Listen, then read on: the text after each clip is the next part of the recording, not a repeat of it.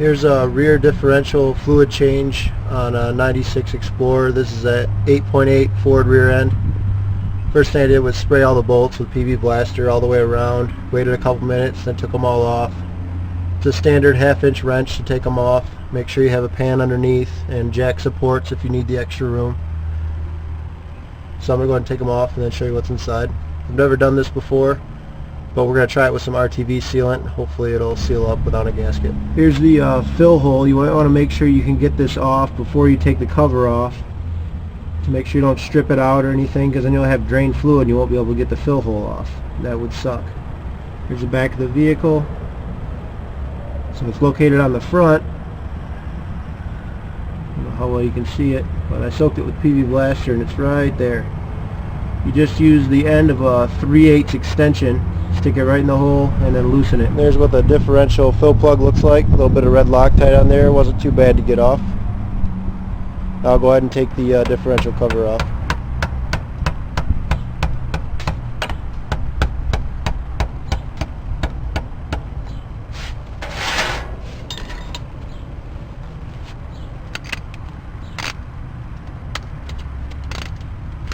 I left the top bolt in just so that the whole differential cover doesn't just fall into the bucket with the rest of the oil.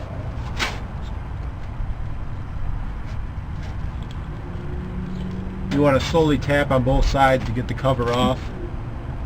Do a little bit on this side, a little bit on that side, just so you don't bend the cover.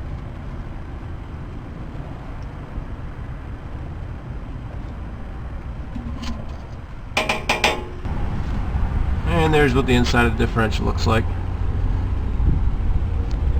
Fluid's pretty black, but not too bad. And your drain hole's right on the other side of this gear, right up there, on the other side of the differential. Here's a differential cover. We'll clean that up with some carb cleaner, brake cleaner. Put some new RTV on it. Throw it back on, see how it works. You're going to want to scrape off all the old RTV and clean up the surface before you reinstall it.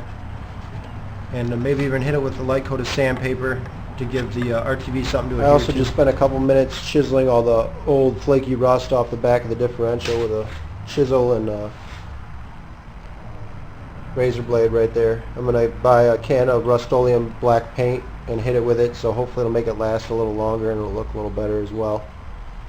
I'd love to spend money on a new differential, but just don't have it. Also, I'm going to use a rag and wipe all of the old differential fluid out of there that I can, because I don't want any of that stuff in there when I add the new fluid in. I also put a quick coat of black paint on the differential after I chipped all that rust off, just hoping to prevent some of that rust from getting worse than it already is. Next, you want to use a razor blade or sandpaper or something and clean up the rim all the way around the differential.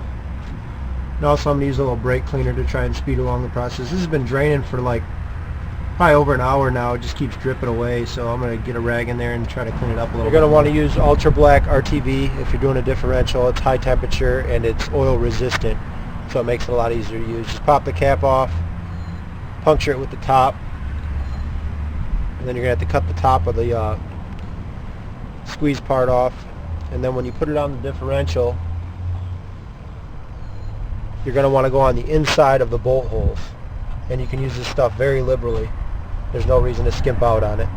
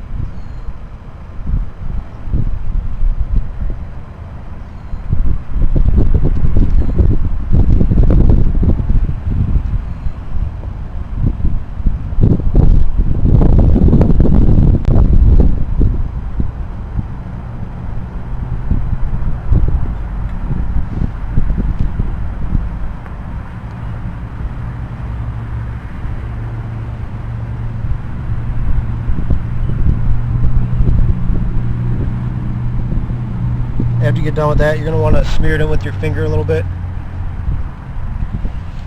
just to, in case there's any air bubbles, to push them out, just like in a small circular motion, just like this.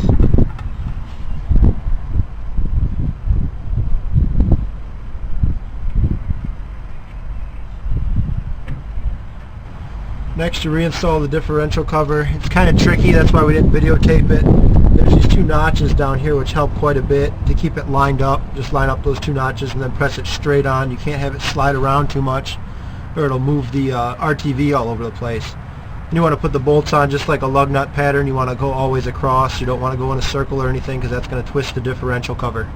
Also, make sure you include your tags when you put it back on so you know which rear end you got on it in case you sell the vehicle or need no information. And we got this funnel rigged up to fill up the differential. We're just going to fill it till it overflows. Don't forget, if it's a limited slip, you want to add the friction modifier, which we got right there.